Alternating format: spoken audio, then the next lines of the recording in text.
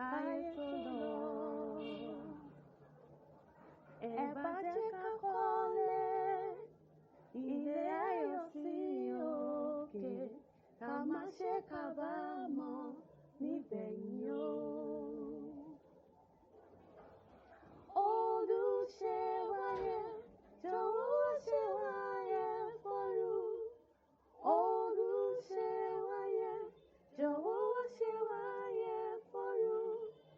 Kí a lè gbọ́ ohùn ní pé ó ṣeun, ká lè sìn ọ́ dókè o, ọba wa. A kú ìsinmi òní o, ìsinmi ayọ̀ ló máa jẹ́ fún wa. Happy Sunday to you all.